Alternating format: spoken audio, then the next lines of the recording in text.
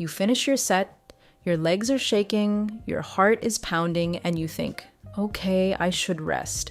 But for how long?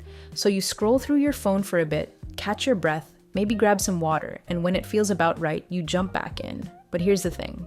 If your rest is too short, your next set suffers. If it's too long, you lose momentum. And if you're never really sure what you're doing, you're probably not getting the results you want. Let's train like a mad queen. Most women don't realize that rest isn't just downtime, it's part of the work. The time you take between sets directly affects your strength, your endurance, your muscle growth, and even how much fat you burn. But depending on what you're training for, that rest time changes completely. If you're lifting heavy for strength, you need more recovery. If you're chasing endurance, you need less. And if you're trying to build muscle or lose fat, you're somewhere in between.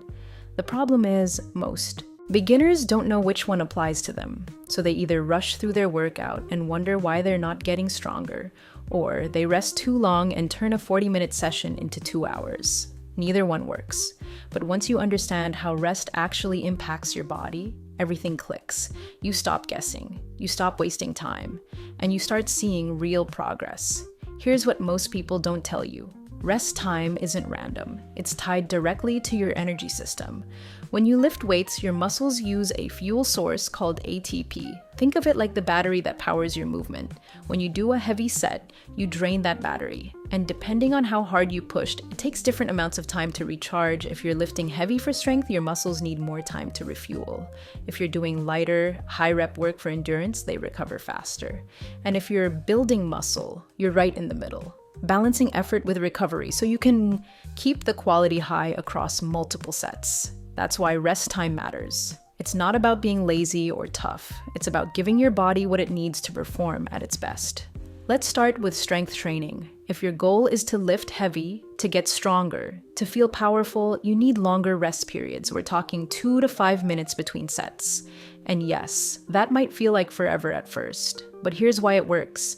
Heavy lifting drains your nervous system and your ATP stores. Your muscles aren't just tired. Your brain is tired. It takes time for both to reset so you can lift with full force again. If you cut your rest short, your strength drops. You might hit 8 reps on your first set, but by the third set, you're barely getting 5. That's not because you're weak, it's because you didn't recover. Strength training is about quality over speed. You're not trying to get sweaty or out of breath. You're trying to move heavy weight with control, and that requires patience. So, if you're doing squats, deadlifts, bench press, or any big compound lift with heavy load, give yourself at least 2 to 3 minutes. If you're a complete beginner, 2 minutes is plenty. As you get stronger and lift heavier, you might need closer to 5.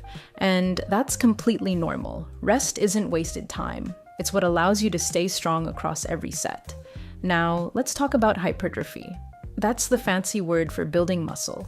If you want to develop lean, defined muscle, you're working in a slightly different zone. You're not lifting as heavy as strength training, but you're not going super light either. You're aiming for moderate weight, higher reps, and enough rest to keep your sets challenging without completely gassing out. For muscle growth, rest between 30 seconds and 2 minutes. Most women will land somewhere between 60 and 90 seconds. That's the sweet spot. It's enough time to catch your breath and prepare for the next set, but not so long that your muscles fully recover. You want to keep them under tension. You want them working hard across multiple sets. That's what triggers growth. When you're doing exercises like lunges, rows, shoulder presses, or leg press, that 1 to 2 minute rest keeps the intensity steady without burning you out too fast. If you rest too long, you lose that metabolic stress that helps build muscle. If you rest too short, your form breaks down and you can't complete your reps. So find that middle ground. You should feel ready, but not completely fresh. That slight fatigue is part of the process. If your goal is muscular endurance, the rest time drops even more. We're talking 30 to 60 seconds, sometimes less.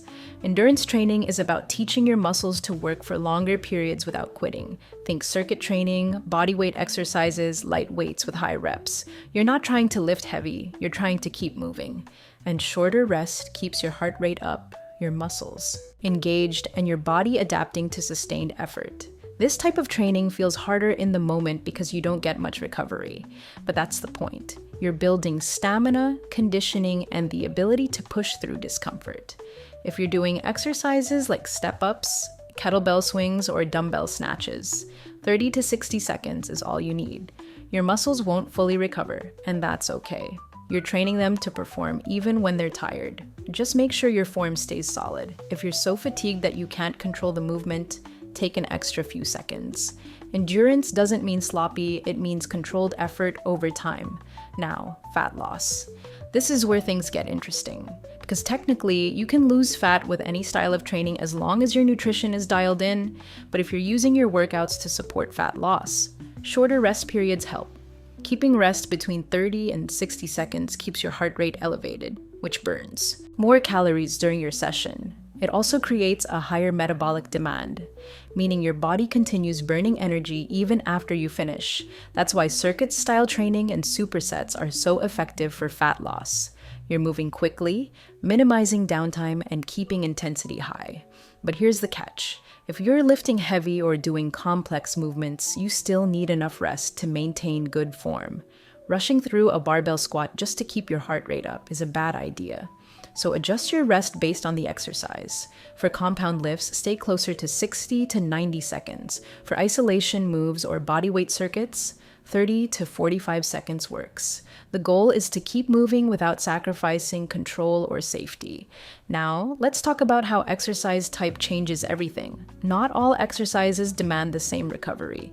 Compound movements like squats, deadlifts, bench press, and overhead press use multiple muscle groups and tax your entire system. They require more rest. Even if you're training for endurance or fat loss, you still need at least 60 to 90 seconds after a heavy compound lift. Isolation exercises like bicep curls, tricep extensions, or calf raises use smaller muscles and recover faster. You can get away with 30 to 60 seconds, even if your goal is hypertrophy. And bodyweight exercises like push-ups, planks, or lunges fall somewhere in between. If they're challenging, rest 60 seconds. If they're easier, 30 to 45 is fine. The key is to match your rest to the demand of the movement.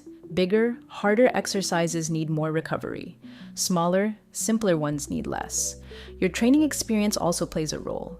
If you're brand new to lifting, your body isn't efficient at recovering yet.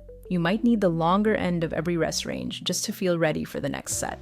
And that's completely fine. As you get stronger and more conditioned, your recovery improves. You'll start feeling ready sooner. Your heart rate drops faster. Your muscles bounce back quicker. That's when you can start shortening your rest periods if it fits your goal. But don't rush it. If you need 2 minutes, take 2 minutes. There's no award for suffering through a set because you didn't rest enough. Progress comes from consistent quality work, not from forcing yourself to go faster than your body can handle. Intensity also matters. If you're lifting at 80 to 90% of your max, you need longer rest. If you're lifting at 50 to 60%, you can get away with less. Higher intensity means more stress on your nervous system, more energy depletion, and more time needed to recover. Lower intensity means quicker recovery. That's why strength training naturally demands longer rest than endurance work. The load is heavier, the effort is greater, and the recovery requirement is higher. So when you're planning your workout, think about how hard you're pushing. If you're going near failure, give yourself more time. If you're working at a comfortable pace, you don't need as much. Here's the truth. Rest time isn't one size fits all, it's a tool. And like any tool, you use it based on what you're trying to build. If you want strength, rest longer. If you want muscle, rest moderately. If you want endurance or fat loss, rest shorter. And if you're doing a mix, adjust as you go. The biggest mistake you can make is ignoring rest entirely or treating it like it doesn't matter. It does. It's the difference between getting stronger every week and plateauing for months. It's the difference between building muscle and just going through the motions. And it's the difference between a smart, sustainable program and one that burns you out. So next time you finish a set, don't just guess. Know your goal, know your exercise, and rest accordingly. You'll lift better, you'll recover faster, and you'll actually see the results you've been working for. Consistency isn't just about showing up. It's about training smart, and rest is part of that training.